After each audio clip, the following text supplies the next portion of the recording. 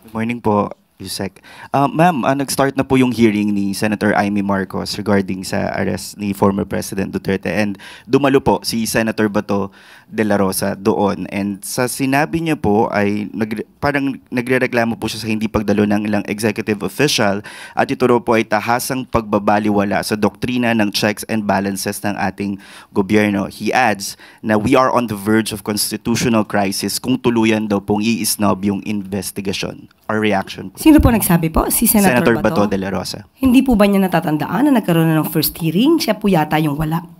That was an opportunity para sa kanya para magtanong. So wag niyo pong sisihin kung ngayon po ay hindi umaten ang mga cabinet officials natin sa pangalawang hearing po. 6 na oras po ang naging hearing nung una. Sana po dumating siya, nagpakita siya, para pa nakapagtanong siya na maayos. But do you believe, or hindi po ba tayo naniniwala sa sinabi niyang pwedeng magkaroon ng constitutional crisis daw po, ma'am, kung patuloy daw pong gagawin ito ng Malacanang? Dapat malaman din po ni Senator Bato na ang patungkol po sa executive privilege ay matagal na po ring inayunan ng Supreme Court. Marami na pong kaso na nadesisyonan ng Supreme Court. Nandiyan po ang Senate versus Ermita, Neri versus Senate Committee, kung saan po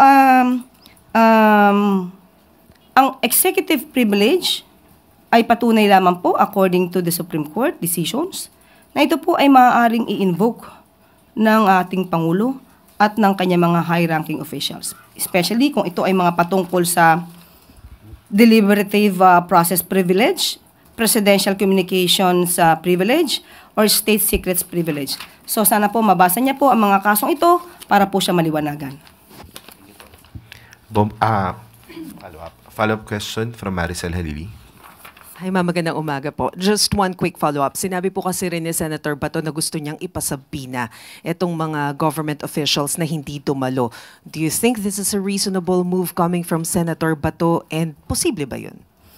Nasa kanya po yan. Kung magpapasubpina siya, siguraduhin lamang din po niya na siya po ay magpapakita. Good morning po, ma'am.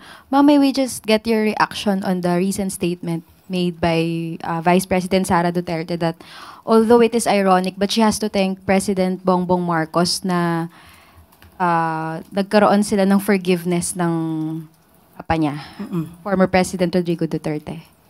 Okay. Mas maganda po siguro kung magpasalamat muna si VP Sara sa kanyang ama mismo, kay dating Pangulong Duterte. Dahil kung siya man po ay nagkaroon ng pagkakataon at nagkaroon ng oras kasama ang kanyang ama, ay dahil ito sa kasong EJK. Kung hindi po naganap at hindi nagawa ang sinasabing mga aksyon patungkol sa war on drugs at walang nag-complain, hindi naman din po sila makakaroon ng pagkakataon na makapunta sa dahig.